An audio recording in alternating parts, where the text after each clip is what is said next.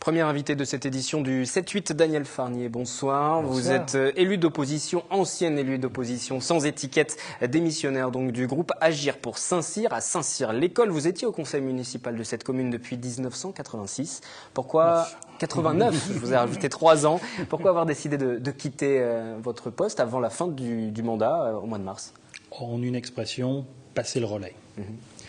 Comme vous l'avez dit, ça fait quand même longtemps que je suis conseiller municipal dans la politique, la vie associative. Et je sais que je quitterai Saint-Cyr au cours du mandat qui débutera à partir de 2014. Donc il n'était plus question pour moi ni de mener une liste, ni d'être conseiller municipal.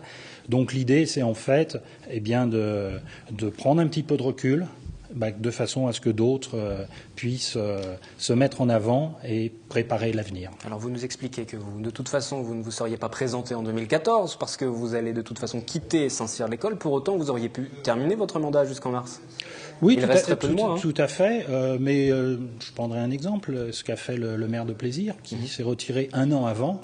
Je crois que quand on a eu un engagement durant de longues années, on comprend qu'il est important de ne pas s'accrocher et de mettre en évidence ceux qui continueront ce qu'on a entrepris Alors, est-ce que vous avez décidé d'ores et déjà d'aider justement l'opposition à éventuellement obtenir cette mairie en mars 2014, ou alors pour l'instant vous êtes plutôt dans une position d'attente? Parce qu'il se dit aussi qu'il y a quelques tensions, et vous n'allez certainement pas me contredire là-dessus, avec une autre partie de l'opposition, un autre groupe qui est mené par l'élu d'hiver droite Étienne Erasimus. Lui sera candidat. Vous auriez souhaité peut-être un autre candidat pour mener l'opposition, c'est bien ça? Pas exactement dans le déroulé des choses. C'est que dans un premier temps, et pendant plus de 9 mois, on a essayé de l'aider à être candidat. Et le bilan qu'on en fait, c'est qu'il n'a pas l'état d'esprit, la volonté, la disponibilité non plus pour faire quelque chose de très difficile qui est de mener une liste. Il a été candidat au cantonal. Mais regardez, au cantonal, vous avez facilement 10 candidats. Au municipal, vous avez 2 listes, 3 listes. 4 listes, c'est exceptionnel dans nos petites villes. Pourquoi? C'est excessivement difficile. C'est un exercice que j'ai pratiqué en 2001 avec Francis Courtois et Didier Tonin. C'est un exercice que j'ai pratiqué en 2008 en étant tête de liste. J'en connais la difficulté. Vous aviez réuni 14,96% des voix. Votre liste est arrivée 3e sur les 3 listes qui se présentaient. Derrière la liste donc du socialiste Marc Sadoun, 34,48%, qui a quitté d'ailleurs la commune depuis.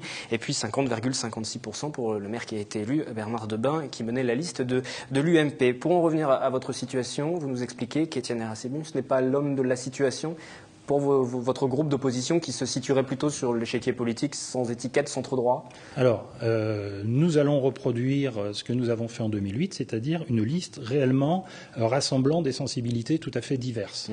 Donc ça, c'est la volonté, c'est ce qui nous regroupe, la volonté de faire une liste à partir des problèmes quotidien des Saint-Cyriens et non pas à partir d'une légitimité qui viendrait de partis politiques. Donc ça, c'est c'est ce que vous souhaitez, mais avec quelle tête de liste alors? Parce que pour l'instant, voilà, il y a une opposition. Ce qui s'est passé, c'est que dans un premier temps, comme je vous l'ai dit, on comptait un peu sur Étienne Erasimus. Bon, on a un peu d'expérience, on considère que ça n'aboutira pas.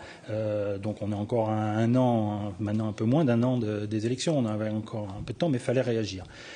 Très clairement, tous les regards se sont porté vers une personne qui est Gaëtane Desjardins, qui est une ancienne première adjointe, donc qui a parfaitement l'expérience de la gestion d'une ville, qui est quelqu'un de disponible, qui est quelqu'un qui est sur le terrain depuis au moins 2001. Mais qui a une étiquette de droite. Passe bien.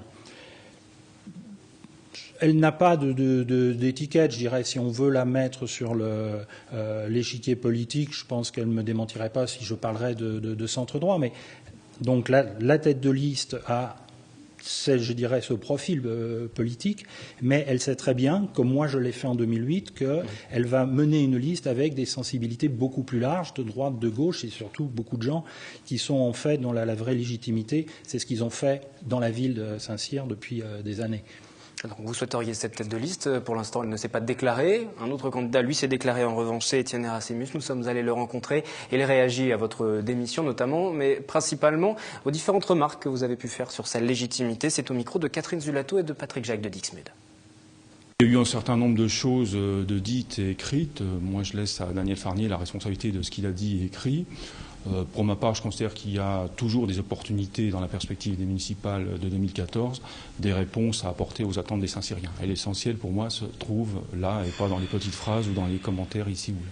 Ce qu'on sent bien là aussi dans les échanges que nous avons avec les Saint-Cyriens, que le clivage traditionnel, si on peut dire droite-gauche, ne répond pas forcément, en tout cas pas complètement aux attentes. Et je pense qu'entre les deux listes prévisibles, Union de la gauche pour faire simple et UMP d'autre part, il y a une vraie opportunité et un vrai champ politique à occuper pour répondre là encore aux attentes et aux interrogations des Saint-Cyriens. Saint-Cyr évolue et je crois qu'il y a vraiment des réponses à apporter. C'est un moment important dans la vie de la commune. Il semble finalement assez d'accord avec vous. Entre la droite, la gauche, une liste au centre, il y a la place. Oui. Lui estime qu'il est légitime, qu'il est arrivé il y a 5 ans. Ah mais il peut s'estimer légitime, mais si on s'engage, qu'on demande à des gens de s'engager avec soi, il faut avoir les moyens d'aller au bout. C'est l'essentiel du problème. Mais ce que je veux dire, c'est autant je considère que la candidature en tête de liste d'Etienne Erasmus n'est pas quelque chose qui est porteuse dans cette élection. Autant l'homme est tout à fait intéressant, a des compétences qu'il faudrait mettre au service. Et si Gaëtane Desjardins n'a pas annoncé sa candidature, c'est que nous laissons les choses ouvertes. Je pense que la réalité va s'imposer. Etienne Erasmus va s'apercevoir qu'il rencontre un certain nombre de difficultés et qu'il a du mal à monter cette liste, et que la meilleure solution, c'est quand même que les gens qui effectivement sont dans cette position politique se réunissent pour créer une dynamique. Effectivement, je suis parfaitement d'accord avec lui. La situation politique dans le pays fait qu'il y a un rejet des deux partis hégémoniques aujourd'hui. Et que si nous sommes capables de montrer notre capacité à bien gérer la ville, à bien répondre aux attentes des Saint-Cyriens, comme on dit, il y a vraiment un coup à jouer. Mais effectivement, il faut qu'on se rassemble dans la meilleure organisation possible. Voilà, c'est le débat qui est normal à un peu moins d'un an des municipales. C'est normal que ça se passe. Les choses seront plus claires d'ici cet été. Je voudrais juste préciser que nous avons sollicité également le maire UMP de cette commune, Bernard Debain, à réagir à votre démission. Il n'a pas souhaité s'exprimer sur ce cas particulier. Et lui, par contre, a annoncé qu'il serait d'ores et déjà candidat. On aura l'occasion de revenir sur ce point tout à l'heure au cours de l'entretien. Mais juste pour revenir sur votre cas, 89, votre arrivée au sein du conseil municipal, ce qu'on disait tout à l'heure. Quel regard vous portez sur cette commune de Saint-Cyr? Vous évoquiez des tensions au niveau national, cette défiance de la population envers les politiques, mais sur la ville de Saint-Cyr-l'École, il y a une situation particulière aussi. Il y a eu un maire élu, la ville était d'abord communiste, le maire UMP a été élu, il a démissionné pour des problèmes judiciaires, il y a un autre maire qui s'est mis en place, le conseil municipal s'est divisé. Il y a beaucoup de tensions dans cette commune de Saint-Cyr-l'École, dans l'opposition, dans la majorité, depuis des années. Il y a beaucoup d'évolutions, effectivement. Bon, si on parlait en termes d'évolution, je pense que la chose qui touche le plus les Saint-Cyriens, c'est le nombre de constructions qui ont eu lieu. Je pense que ça transforme la ville. On a eu une première ZAC, aujourd'hui appelée ZAC du parc de l'Abbaye.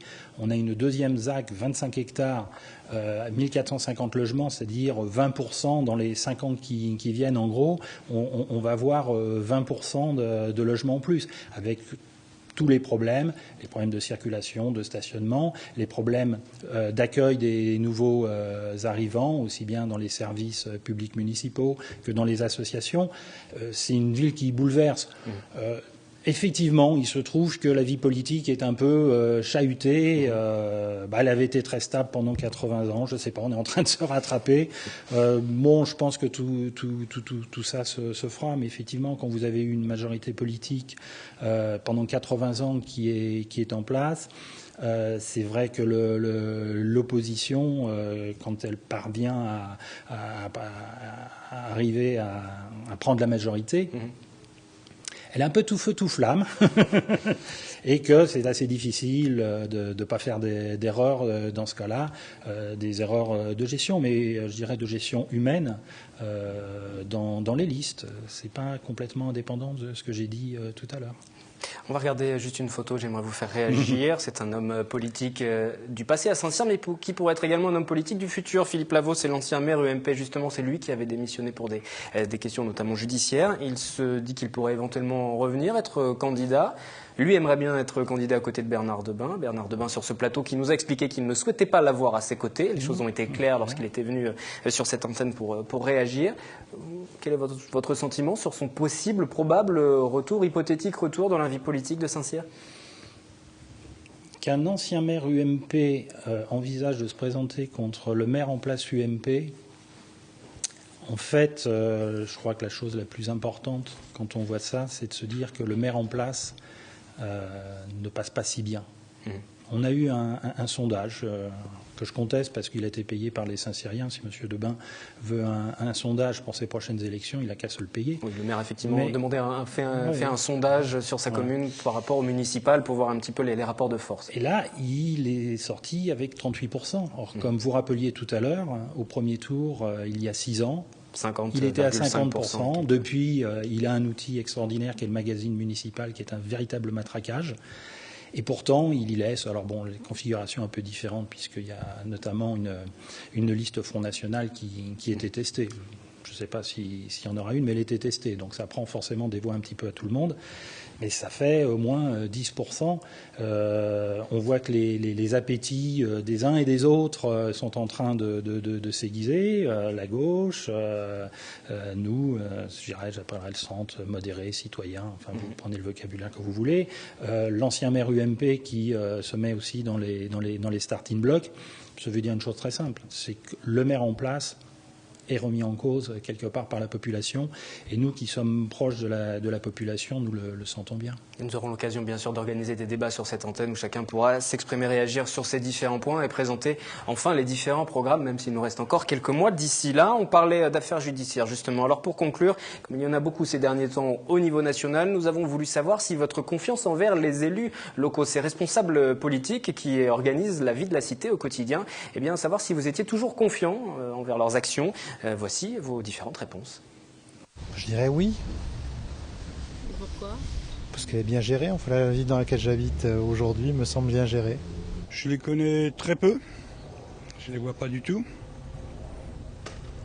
On n'est pas si mal que ça ici, alors bon, je leur fais encore un peu confiance. Oui, toujours, oui. Pourquoi? Parce que je les connais depuis longtemps. Quelques années, je suis content d'eux. On les a élus et nos élus locaux chez nous, a priori, on n'a pas trop de choses à leur reprocher, quoi. C'est difficile avec ce qui se passe actuellement. Voilà, il y a beaucoup de discours et puis derrière on a du mal à voir vraiment concrètement ce que ça donne. Donc non, c'est compliqué de leur faire confiance. Je les connais pas, ça m'intéresse pas la politique. Et disons que moi je suis contente de mes élus de la ville, pas du gouvernement, hein, attention. Micro-trottoir réalisé sur les communes de Guyancourt et de Voisins-le-Bretonneux. Juste pour conclure votre réaction, on voit que les gens se raccrochent encore auprès de leurs élus locaux. C'est la dernière barrière. Quelles que soient les vicissitudes, au bout de plus de 20 ans de vie politique locale, je peux dire qu'ils ont raison de leur faire confiance. Il y a beaucoup, ils donnent beaucoup. Merci Daniel Farnier. Donc vous étiez élu d'opposition, vous êtes toujours dans l'opposition d'une autre manière en quelque sorte, démissionnaire du groupe Agir pour Saint-Cyr à Saint-Cyr-l'École, et on verra dans les prochains mois comment vous vous positionnez envers les différentes candidatures qui seront posées à Saint-Cyr. Merci à vous.